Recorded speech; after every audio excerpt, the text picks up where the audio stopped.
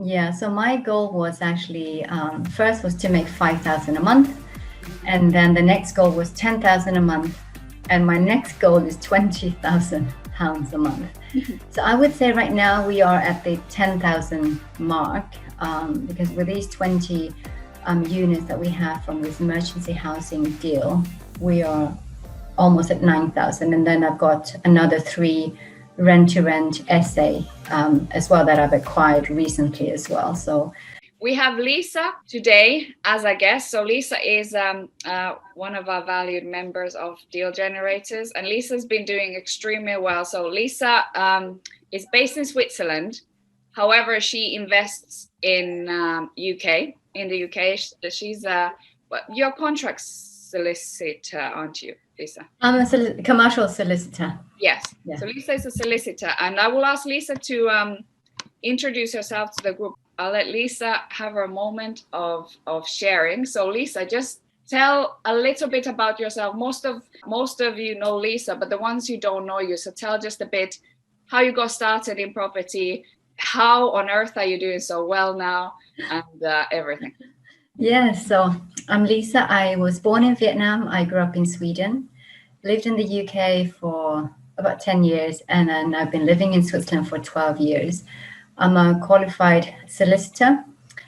And so I started my property journey back in 2008 when my husband and I bought a property in Cambridge. And that was really by accident. We were accidental landlords or amateur investors. And then we bought another property in Liverpool in 2014 and nothing after that.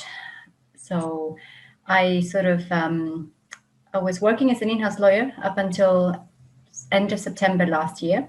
And then the company made me redundant and gave me a little bit of money to do some training. So I came across Walter's pictures on Facebook and I really loved his style. So I contacted him and then got onto the course. I joined the Deal Generator, not because I wanted to become a sourcer, but more because I want to learn the business and how to source property so that whenever people brought me deals or properties, I could assess them. Mm-hmm. And so I didn't invest in anything up until I would say March this year. So it took me a little while to get settled and to find what I was looking for. But my brother and I managed to save some money, and we also borrowed some money from family members, and we offer them interest payments. And we just couldn't find any deals. I was searching, I was doing my gold mine area. I kept changing my strategies. And in the end, I just got really stressed. And I'm like, I have this pile of money sitting, I'm paying interest, but there are no deals that actually stacked up. And it's more difficult for me investing from Switzerland because I don't have access to the same lenders and mortgage deals that you have. So I have to pay a lot higher interest, and there were a few lenders. So for me, the deals didn't stack up. And so we then came across this opportunity and that's how we then acquired 20 units. Wow, 20. The emergency housing deal. Okay, so 20. So tell us a bit about your strategy, what you're doing, like in terms of the social housing. How far are you? Because I remember when you started, you set yourself a goal. How far away are we? And the biggest kind of takeaways, learning points. Yeah. So my goal was actually first was to make 5,000 a month, and then the next goal was 10,000 a month, and my next goal is 20,000 pounds a month.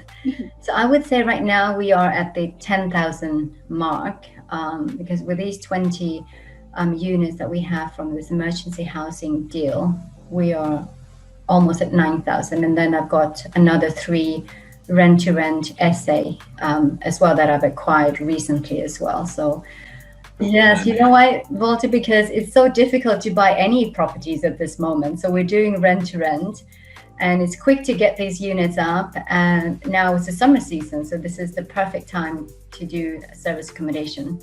Yeah. So Maria, I think you asked me some other questions. I forgot them. Can you please? No, I will. So, okay. So that's interesting. So you're doing Social housing. So these are rent to rents, right? Then you're doing rent to SA. So instead of, you notice like because I remember you started, you wanted to buy, and then you narrow down on a strategy of rent to rent to create that cash flow coming in. So you can then, you told me that you can then, carry on focused on buying the properties, but just a little bit of less stress and kind of, oh my God, I have to do it with the speed.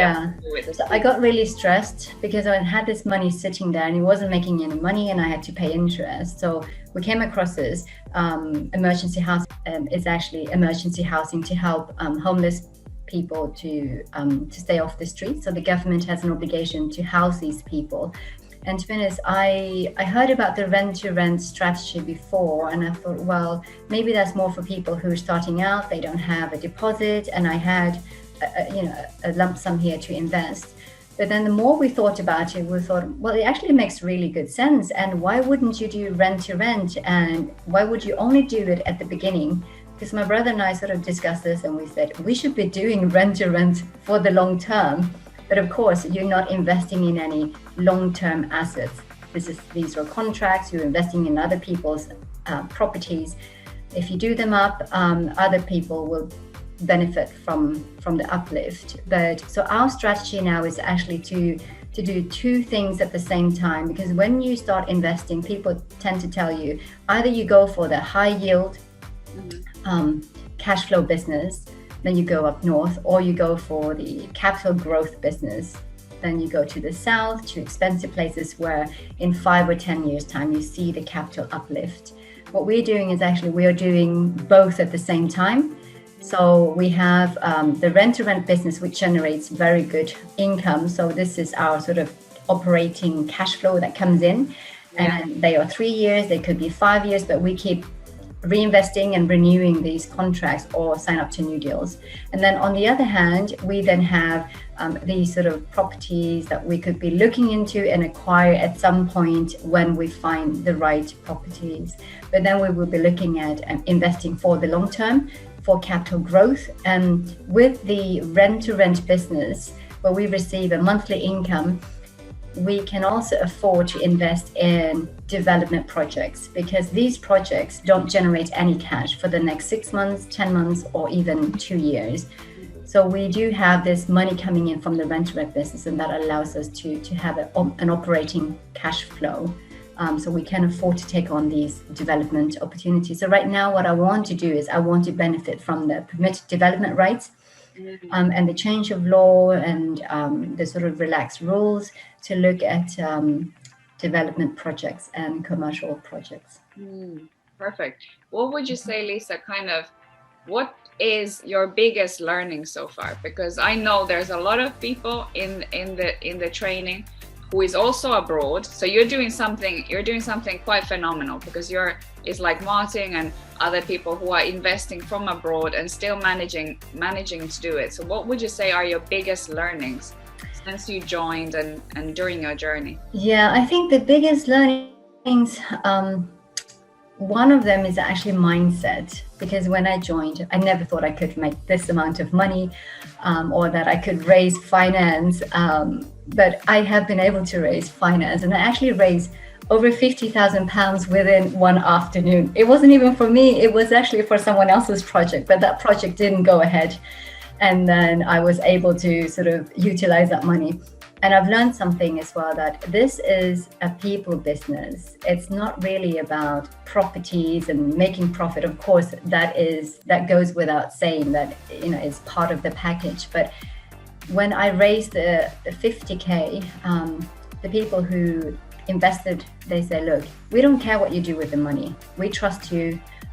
We don't need to know about your projects in the UK. They just have no clue about these projects and who I invest with. They just know that when they invest with me, they will get a return and I will repay them the money. So it's very much down to trust and that they like you as well. And another learning is I'm happy to pay, sourcers to find me the deals because I'm based in Switzerland. I don't have the time and I can't be there physically to go and view properties. And I value people's services. And, I don't like to ask for things for free because then it can't be a sustainable approach or a business when people are trying to give you value, but you just sort of don't pay them, don't appreciate them for their work. So I'm very happy to pay sources to bring me the deals. And then I just have to assess if they're good deals. And for me, my strategy is it has to be hands off. I cannot be dealing with deals or properties where I have to go there and fix the taps or fix things. And I'm already complaining about the deal in Reading. The pictures look beautiful, but here I actually had to sign a contract with the landlord. I had to sort out the council tax. I had to sort out the utilities, and I'm already complaining to this sort of say, look, I can't be doing this. This is too much work. So I'm sort of I tried another one, and I will take on a unit towards August. This one is in Leicester, but it's set up slightly differently. Here I'm just signing a management agreement with the sources. So they sign the lease with the landlord, and then I sort of like assign it back to the management company, and they will sort out everything. So all I need to do, my pain is to read the contract, do my due diligence, sign the contract, and pay the money, and then just wait for the money to come into the bank account.